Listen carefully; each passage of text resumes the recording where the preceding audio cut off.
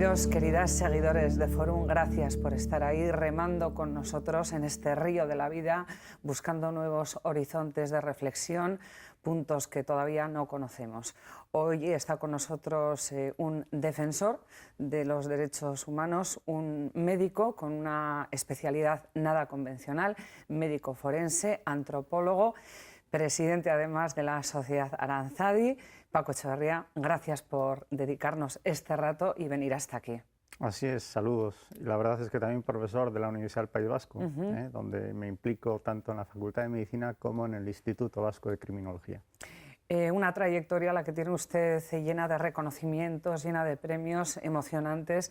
El último, el reconocimiento al mérito suyo y de su equipo de la ciudad de San Sebastián por el trabajo que han realizado en la exhumación de cadáveres del franquismo. Así es, verdaderamente toda una sorpresa, ¿no? Porque quizás en el mundo de la investigación estamos acostumbrados a recibir reconocimientos en el campo científico, ¿no? A través de congresos científicos, publicaciones, etcétera. Pero un reconocimiento social, como puede ser la medalla al mérito ciudadano en la ciudad, y además por unanimidad de todos los partidos políticos, con un acto donde también hay otras personas, ciudadanos corrientes, que también tienen muchísimo mérito, es una cuestión que uno no espera en la vida.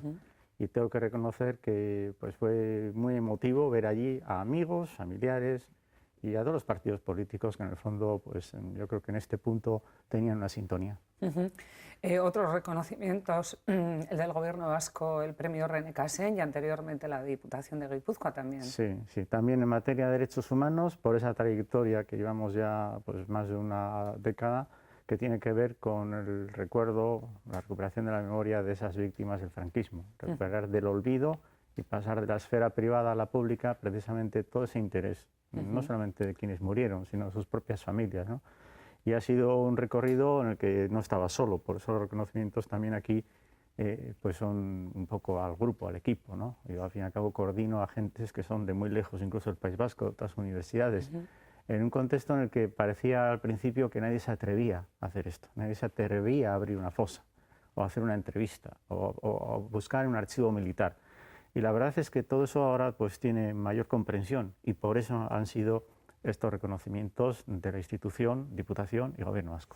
Esa defensa de los valores, de los derechos humanos, ¿es algo innato a su profesión o es algo que usted en esta trayectoria ha desarrollado ya como algo personal, una apuesta profesional suya? Bueno, la medicina forense se aplica en el marco de la Administración de Justicia, y eso está muy tasado, está muy reglamentado, ahí están las leyes, ¿no? Las reglas del juego también son muy conocidas para nosotros, pero hay otra dimensión que escapa un poco a la Administración de Justicia que tiene que ver con los derechos humanos. Yo quizás hace ya bastantes años y por mi dedicación como profesor en el Instituto de Criminología me di cuenta que no es lo mismo ser neutral en la vida que ser imparcial.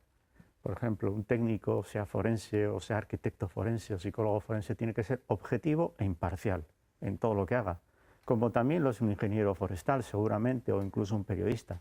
Todos en la vida tenemos que ser objetivos e imparciales. Pero un buen día me di cuenta que no podíamos ser neutrales. Concretamente en la vida no podemos ser neutrales cuando se trata de vulneraciones de derechos humanos. A partir de ese momento, y esto lo transmito incluso a los alumnos de medicina, yo creo que nosotros se nos ha de exigir un plus, algo más, en ese sentido de que objetividad, imparcialidad sí, pero neutralidad no. ¿Qué quiero decir con ello? Que no podemos mirar a otro lado cuando tenemos delante a una mujer que ha sufrido unos malos tratos, por ejemplo, y tenemos que hacer lo que tiene que hacer un médico y además todo eso que nos está exigiendo pues, otra serie de organismos, instituciones, etcétera, ¿no? Ese plus yo lo veo claramente también que se me debe exigir en materia de lo que son víctimas del franquismo, guerra civil y de franquismo. En el fondo ese sufrimiento que vivieron sobre todo nuestros padres y que yo creo que llega a la actualidad porque tiene vigencia, ¿eh? Esto es una cuestión universal que se están dando en todos los países. Este trabajo de exhumación, en la exhumación de cadáveres, vamos a entrar de lleno en este tema porque además, curiosamente, hubo gente, algunos sectores que al inicio se negaron o se mostraron su oposición a que se hicieran estos trabajos, ¿no? Es curioso. Pero yo lo puedo comprender y además creo que estaría en condiciones de, si hablo con ellos, de demostrarles que, pues, que no tenían tanta razón. Puedo comprender que todos tenemos aquí una especie de complejo de culpabilidad. lo debería tener incluso yo mismo. ¿Por qué no hice más cosas antes del año 2000? Lo debería tener mi propia universidad, mis amigos, mis vecinos, mis familiares. Todos aquí tenemos un complejo de culpabilidad, algunos más que otros, por lo visto. Y hay gentes que se oponían al principio a esta especie de revisión o actualización o recuerdo también de estas víctimas. Bueno, abrir fosas es abrir mentes de alguna forma, ¿no? Desde luego, nosotros decimos que abriendo las fosas lo que encontramos son dignidades ahí abajo. No encontramos ni siquiera huesos o esqueletos a los que luego hacemos análisis genéticos y etcétera. Encontramos dignidades. Y no solamente se han abierto las fosas, sino que se han abierto más cosas. Se ha abierto la mente, esa idea de la maleta mexicana, esa maleta donde hay 4.000 negativos de Robert Capa, fotógrafo de la Guerra Civil Española, que se encuentra en México. Abrir la maleta no solamente es encontrar ahí unos negativos, sino que es mucho más. Es el recuerdo que tiene que ver con la generación quizás anterior a la nuestra, pero que condiciona también incluso la actualidad política de nuestros días. Ahí estamos, acabamos de ver esa reacción de las personas cuando aparecen los cadáveres, esas caras tan llenas de dramatismo, porque realmente tiene que ser dramático para las familias, para los que esperan encontrar algo. Ustedes comienzan en el año 2000, creo entender. ¿Hasta ahora cómo ha sido esa evolución desde el comienzo hasta ahora? Pues quizá la primera vez creímos que iba a ser casi una anécdota local, que no iba a tener trascendencia ni nacional ni internacional. Pero lo que ocurrió es que vecinos del pueblo de al lado, allí donde estábamos trabajando, en León, Prianza del Bierzo, nos llamaron: es que yo también sé dónde hay una fosa, es que yo sé dónde hay otras dos fosas, es que de pronto... Y en una entrevista en Radio Euskadi, precisamente hablando de estos temas, cuando nosotros decíamos que nos estábamos desplazando a León para abrir una serie de fosas, alguien llamó y dijo: oiga, pero si es que también en Zaldivia hay una fosa. ¿Pero cómo que en Zaldivia hay una fosa? Yo ignoraba por completo que existieran fosas en nuestro propio contexto. Y efectivamente ese hombre tenía razón, y así se inició la primera exhumación en el año 2000 entre nosotros, y a partir de ahí la implicación del Gobierno vasco, desde la Dirección de Derechos Humanos, Departamento de Justicia, que dio impulso y que le da cobertura institucional a estas tareas en la Comunidad Autónoma del País Vasco. Ha sido un recorrido pues, en donde se han dado a veces algunos sinsabores hacia nosotros, porque nos han acusado de cosas que no eran necesarias, como que nosotros estamos aquí pretendiendo hacer un juego político a alguien, o que queríamos desgastar a no sé quién. Eso nos pasa tantas veces en la vida, pero en fin, yo casi estoy acostumbrado. Y sin embargo hemos podido demostrar que con seriedad, que con compromiso, que con trabajo, en ese contenido además que es de derecho para todas las víctimas, el conocer la verdad. Nosotros simplemente lo que hacemos es generar información para conocer la verdad. Y esa verdad la ponemos sobre la mesa para que se utilice, que son otros detrás de nosotros que tienen que utilizar esa verdad. Y hay que poner verdad en temas donde no existían, porque muchas veces eran temas privados, no teníamos un censo real de víctimas, no teníamos un mapa de fosas. Nos hemos asombrado cuando hemos ido reconociendo en el territorio la ubicación de lugares, esquinas, etcétera, donde hay fosas que se han de respetar. Y por lo tanto se ha generado una información que yo creo que ahora nos lleva a este reconocimiento que sinceramente creo que se da en todos los partidos políticos. Más bien diría en los políticos, porque cuando nosotros hablamos con personas a título individual, concejales, alcaldes, etcétera, me da igual de qué partido político, comprenden esto. Es más, todos ellos dicen: hay que hacer más de lo que estamos haciendo. Otra cuestión es cuando luego uno habla con el secretario general de ese partido político, que puede tener sus matices y a veces se dedica a asustar a sus propios afiliados con esta materia. Pero hay una comprensión en los ciudadanos, en la sociedad globalmente, desde luego, y cada vez más comprensión en los partidos políticos. Usted mismo decía una frase que no pueden recuperar la dignidad quienes no la perdieron nunca. Algo quizá también aplicable a otro tipo de víctimas de otro contexto, pero sin dudar a lo que es el concepto de víctima, ¿no? Claro, porque es que víctimas, estamos rodeados de víctimas. Llegaría un momento en que quizá todos somos víctimas, aunque no todos somos iguales. Además, las víctimas ya han dicho que no quieren que se les mezclen. Esta es una cuestión que se avecina para el futuro inmediato en la política del País Vasco, claramente. Pero cierto es que las víctimas existen y a partir del momento en que son víctimas tienen los mismos derechos. O sea, no son víctimas en el anterior, no son iguales, pero en lo que viene hacia atrás sí son iguales. Yo al menos lo veo claro en los derechos. Derecho a la verdad, derecho a la justicia y derecho a la reparación. Entonces aquí podemos comprender que no todas las víctimas han alcanzado estos derechos, que hay partes que todavía no tienen. Por eso yo, cuando hablamos de víctimas, digo que hay que darles lo que no tienen. Y pensar que no tienen esas víctimas. Algunas, por ejemplo, no tienen reconocimiento social. Pongamos en este caso las víctimas de ETA, quizá no tienen reconocimiento social. La política pública de memoria tendría que ir en conseguir mayor reconocimiento social, pero sí han tenido reconocimiento institucional. Y pongamos ahora otras víctimas del final del franquismo, o desde que se murió Franco hasta nuestros días. Sí, las que se están encontrando. Claro, hay varios colectivos y algunos de estos ni siquiera han tenido derecho a la verdad, porque muchos asuntos ni siquiera fueron investigados. Por lo tanto, creo que hay tarea para que cada uno se ubique donde le corresponde. En mi caso concreto, como investigador, profesor de la universidad, me corresponde moverme en el primero de los pilares, que es el de obtener información para conocer la verdad. Tras ello, tendría que intervenir las autoridades judiciales, ¿no? Recientemente ha sido noticia el interés de Argentina por los que han sido crímenes cometidos en el franquismo, que nadie se asombre. Esto puede ocurrir con la misma naturalidad con la que vimos que en España Garzón se interesó por Pinochet cuando pisó territorio europeo. Y a partir de ahí, toda una sorpresa en el otro lado del mundo. Pero estas cosas cada vez van a ser más claras porque esta cuestión de la impunidad verdaderamente la toleramos cada vez menos, afortunadamente. ¿Cuáles son las reacciones que usted ha percibido en los familiares de estas personas que aparecen? ¿Cuál es la primera reacción, la evolución de esa reacción? Pues quizás al principio hay como un temor, ¿no? En ese sentido, no me estaré complicando la vida. Ese temor nos llega de nuestros padres, ¿no? Yo tengo que decir que hasta mi Desde propia... la educación, quizá, Claro, ¿no? porque no te metas en esos líos. Y esto no hay que tocarlo. Pero, en fin, nos hemos zafado también de esa cuestión por la distancia, o porque, como se ha dicho alguna vez ya, en esto están interviniendo los nietos, que quieren saber cómo fue eso de que el abuelo estuvo en la cárcel o se tuvo que ir al exilio. De tal manera que estas personas van perdiendo también ese miedo. Si lo que estamos haciendo hubiera servido para que esa generación de personas mayores hayan perdido el miedo definitivamente, ya es mucho, si lo hubiéramos conseguido.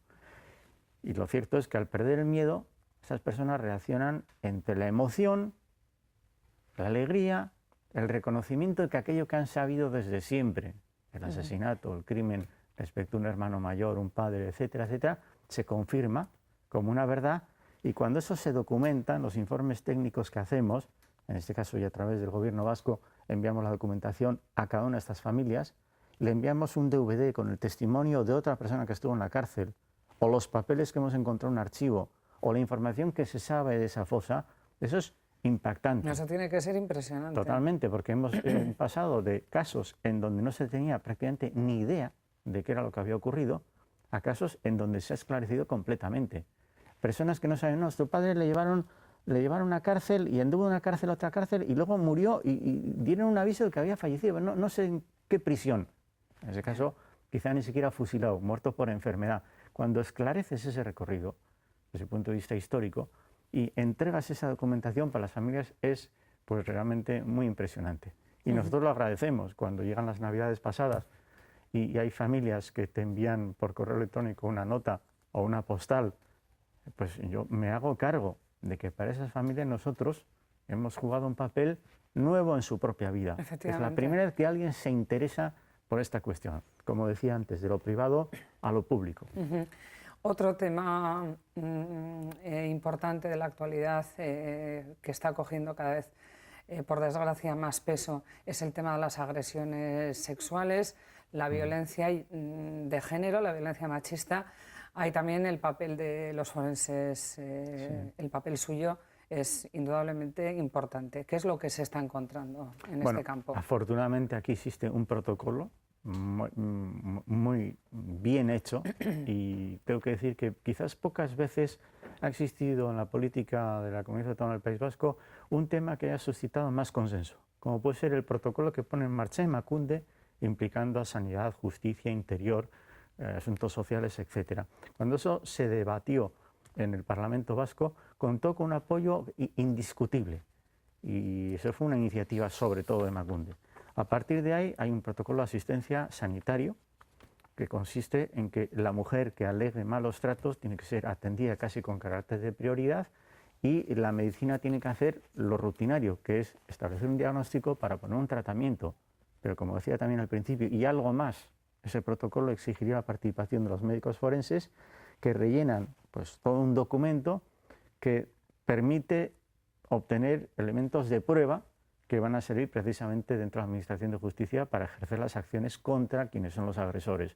Y por lo tanto, aunque sea un tema dramático, porque de vez en cuando es noticia que incluso alguna de estas historias acaba con resultado de muerte, yo creo que hay un avance y un progreso respecto al recuerdo que yo tengo de los años 80, cuando empezaba a trabajar como médico forense en la Audiencia Provincial de San Sebastián, y con estos asuntos había como una especie de como si, no, esto es una cosa entre particulares, no es una cuestión que tenga que ver con la sociedad, ¿no?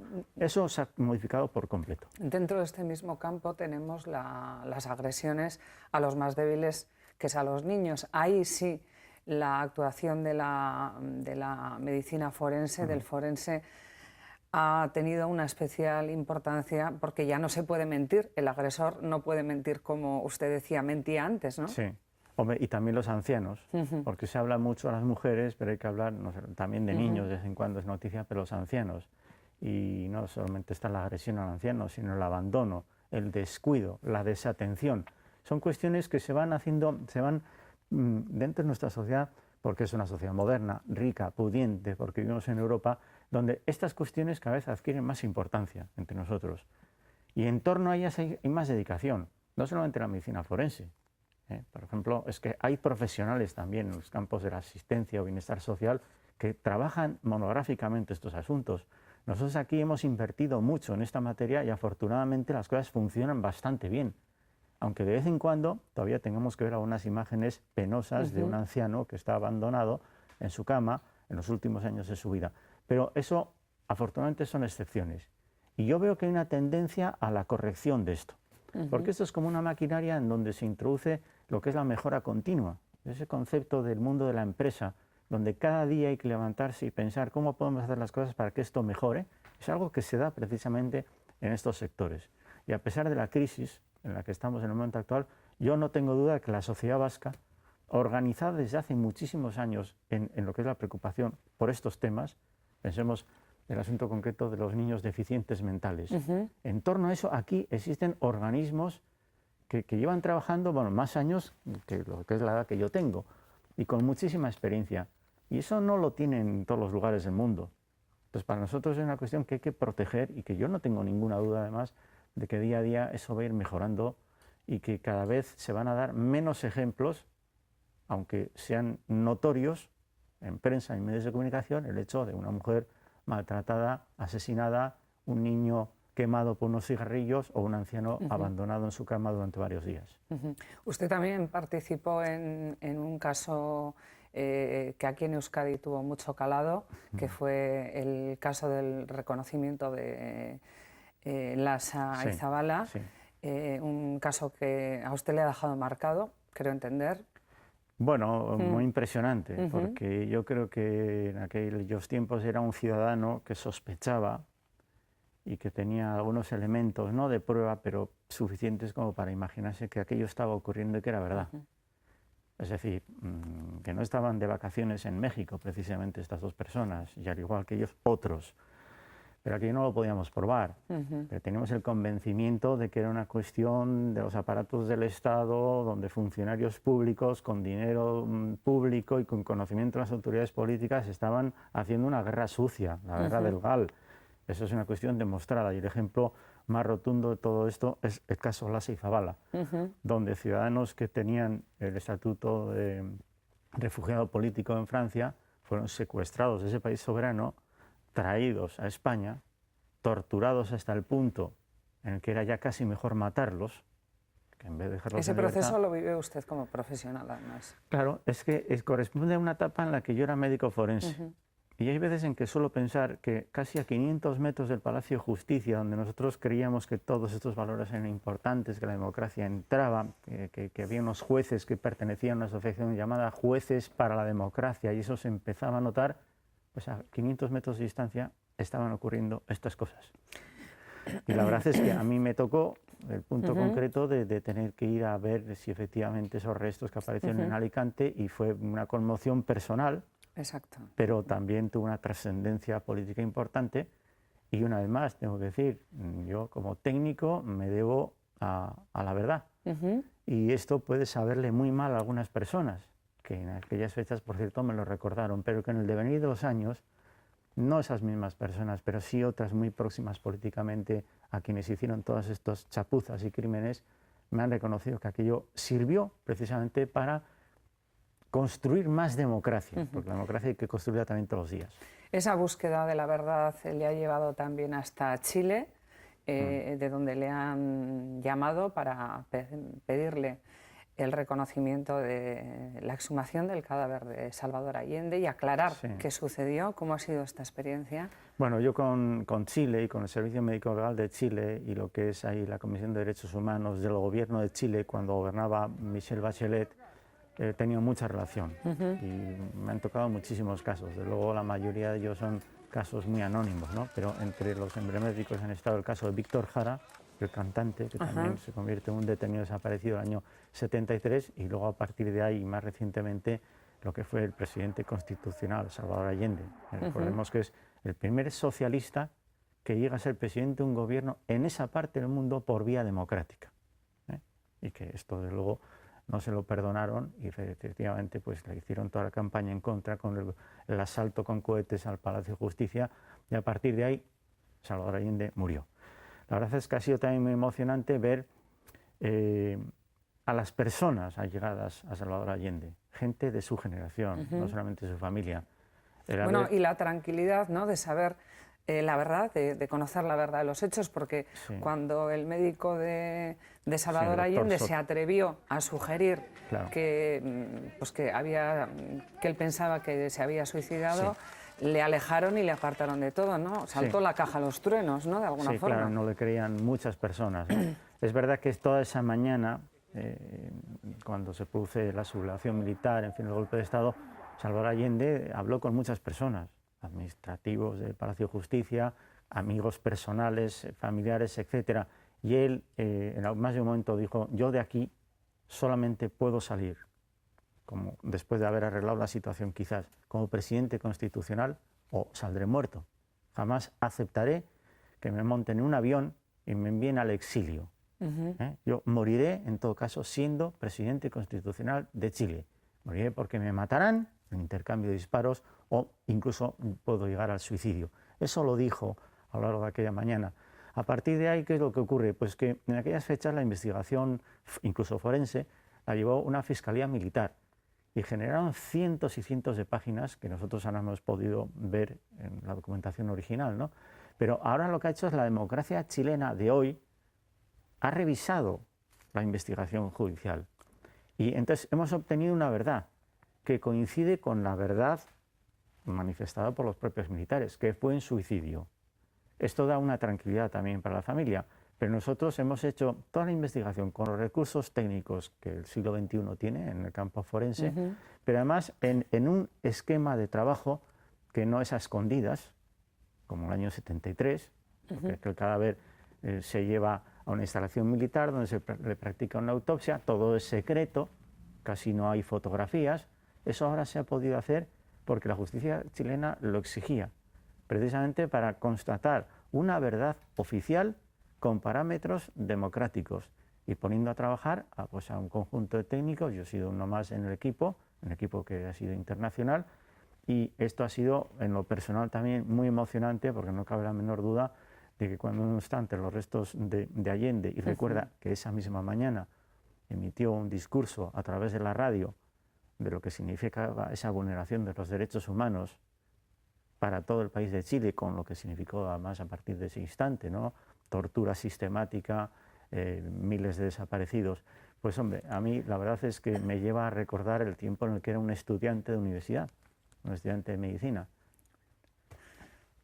Bueno, la verdad es que este análisis es un poco también la punta del iceberg de lo que ha sucedido en el Cono Sur, tanto en Argentina como en Chile, que todo eso está también por esclarecerse, porque eso sí que es un trabajo impresionante y tengo entendido que usted tiene intención de volver allí. Sí, tengo que volver en estas fechas y cuando hablamos de la búsqueda de la verdad, tan solo en Guatemala, por poner un ejemplo, se ha localizado hace unos pocos años un edificio abandonado, una instalación militar ruinosa, en un edificio en el que no había ni luz eléctrica, ni ordenadores, ni vigilancia, y solamente había papeles, papeles, papeles y montañas de papel. Hay millones de papeles, que es el archivo de la Policía Nacional, que estaba escondido y que la propia Policía Nacional de Guatemala había dicho que había quemado. Eso se ha encontrado entero y ahora está siendo objeto de un análisis, de un estudio, que permitirá precisamente entender muchas de las cosas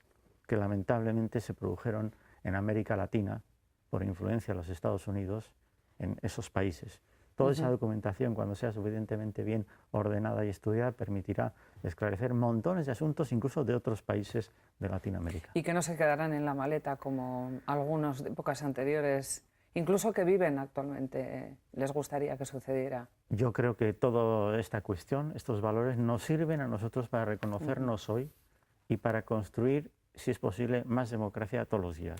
Tenemos otro tema también de muchísima actualidad, que es el tema de los bebés robados, de los niños robados, toda esta amalgama de historias que han surgido de familias que reconocen, otras que todo esto tremendo. ¿Cómo está viviendo usted todo este tema?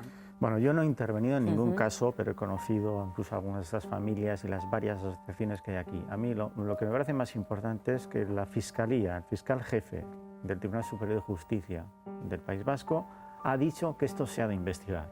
Esto es muy importante porque a partir de ahí se pone una maquinaria que es ineludible y tiene sus propios recursos organizativos. Entonces hay que analizar caso por caso, como tiene que ser también la... Lo que pasa es que existe una dificultad porque entre que los bebés no aparecen, los que podían... Claro.